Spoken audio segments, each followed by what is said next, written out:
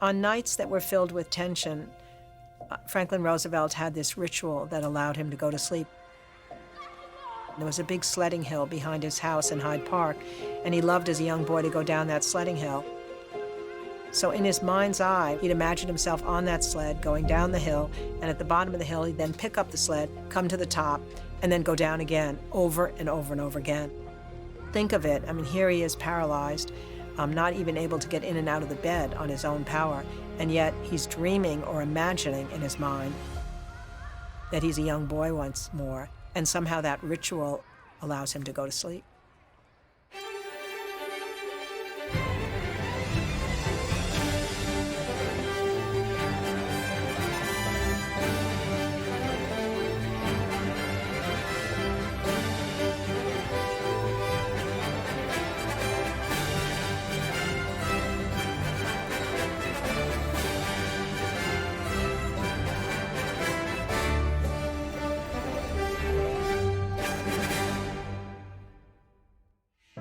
At age 38, Franklin Delano Roosevelt was a rising political star.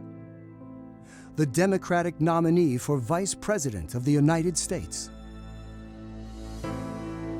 At age 39, he was crippled from the waist down, a victim of the polio that would leave his legs paralyzed for the rest of his life. He had always had this confident, buoyant, optimistic temperament. And yet, when the polio came, it was tested severely. He would spend hours, as he said, just trying to move his one toe a little bit. It made him calm and patient in a way that he had not been before. At one point, he fell when he was going to a meeting, and he sprawled out on the floor, and then he just got himself up and he said, "I'm okay, guys." He realized that there were going to be embarrassing moments, and they were, but if he got through those, that somehow he could get through the tougher things that were going to happen to him. In time, he would overcome the toughest possible challenges. He would remake the world and conquer his own limitations. In the America of the 1920s, serious physical handicaps were seen as weak and shameful. It was unheard of for anyone to lead from a wheelchair. But 7 years after contracting polio, Franklin Roosevelt defied the odds and was elected governor of New York. Once he got to be governor, I think there was a humility that hadn't been there before, and there was a sense of identifying with other people to whom fate had also dealt an unkind hand, because he'd had this incredibly privileged life up until that point. There's no question that it deepened him. It made him a much more interesting person than he would have been before. FDR's polio made him attuned to the suffering of others. It also helped the average American feel connected to him. He was a patrician. He was from an old family, had enormous wealth. He had his chin and his lockjaw. And if you're an American living somewhere in the middle of the country, how are you going to relate to this man? The idea that the president himself is struggling with personal trials, this can hearten the American people, can make them say, he's on my side. As Roosevelt's fortunes rose, the country plunged into a deep and desperate depression.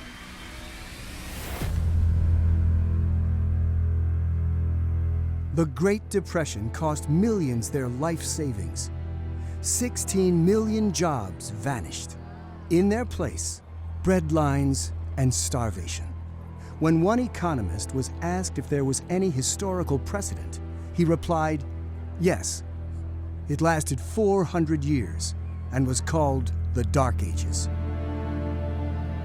The president began this campaign with the same attitude with which he has approached so many of the serious problems of the past 3 years.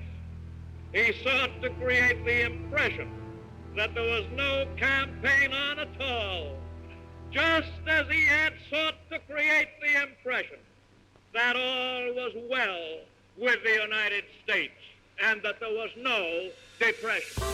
In 1932, a despairing country turned to the jubilant man whose campaign theme song was "Happy Days Are Here Again." FDR's warm smile and emotional oratory made themselves felt, and he had a ready-made issue. The United States was in the throes of the worst depression in its history. This was Roosevelt's battle cry, and he made the most of it. He flew through a storm to become the first man ever to accept a presidential nomination in person. You have nominated me, and I know it. And I am here to thank you for the honor.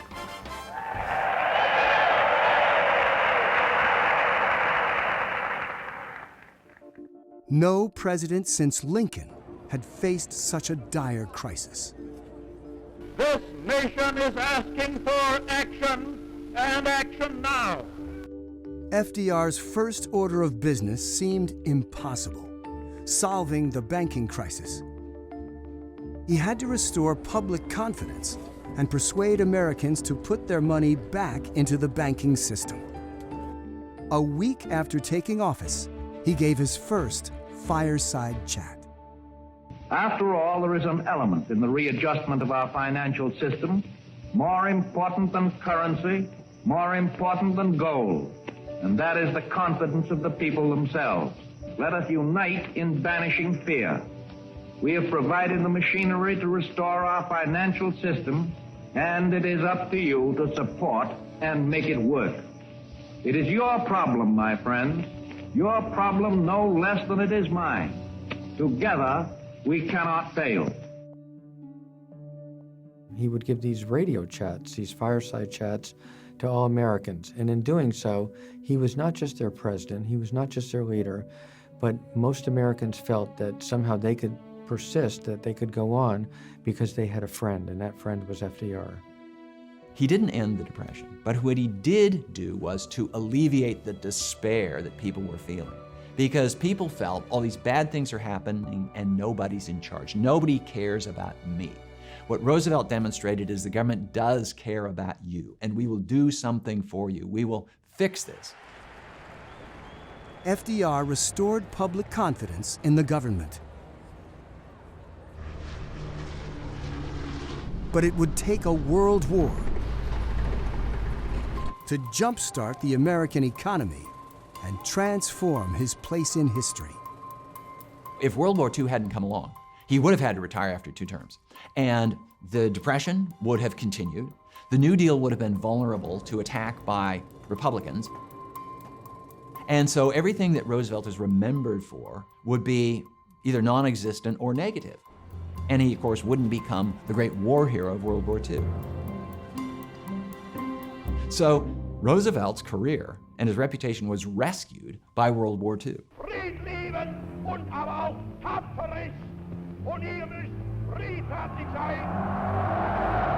Adolf Hitler came to power just weeks before Roosevelt took office as president.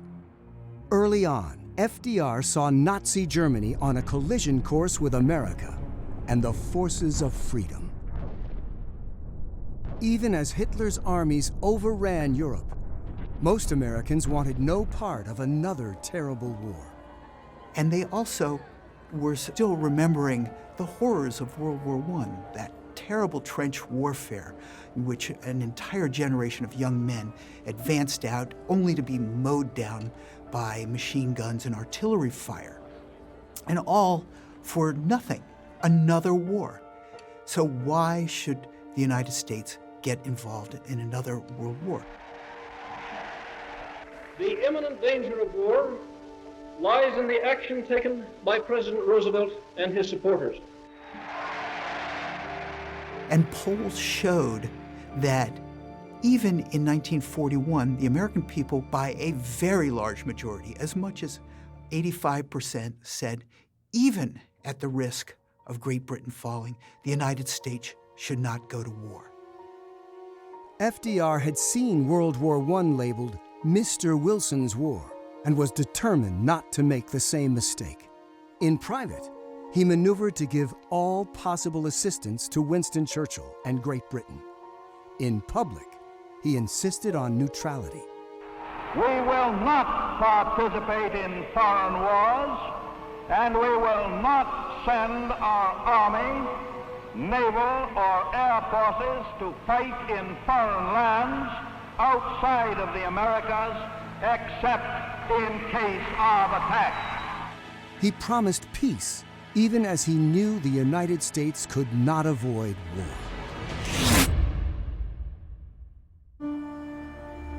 The Battle of the Pacific spread today over a 5,000-mile front, following yesterday's shattering and unprovoked attacks by the Japanese on Hawaii, the Philippines, Guam, Wake, and Midway.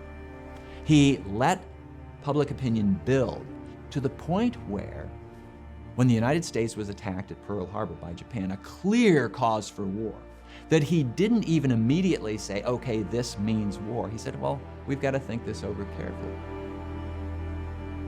Great battleships, 5 years in the building, were horrible wreckage in that many minutes. Senators and members of the House of Representatives who previously had been skeptical of American involvement in the wars in Europe and Asia, they said, if he doesn't ask us for a declaration of war, we're going to declare war over his opposition. And that's exactly what Roosevelt wanted to happen, because he needed this buy-in of the American people. It had to be America's war. When war came, he was ready. Patience, fortitude, determination. All the powers he had summoned to surmount polio would serve him well in the dark days ahead. During Pearl Harbor, when everybody was rushing around as the news was coming, people said that they'd never had more respect for him. He just sat there calmly absorbing the news, saving his anger and all the feelings he was feeling inside for the speech the next day. He had that ability, I think, when things were going around him, and maybe it was the patience and the calmness he'd had to learn from all those years when he was trying unsuccessfully to walk again, to just let the swirl go around him and just remain the rock in the middle of it all.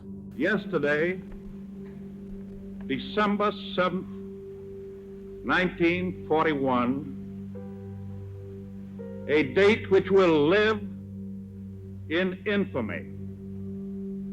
The United States of America was suddenly and deliberately attacked by naval and air forces of the Empire of Japan.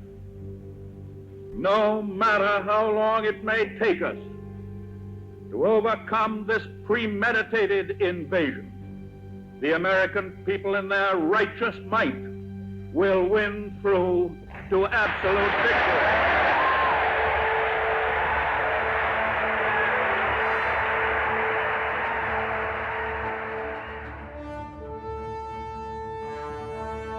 What FDR did was he fought for this nation. He lived for this nation. And that's quite a legacy if you think about it. Staring down the Depression, staring down the Nazis, saving democracy.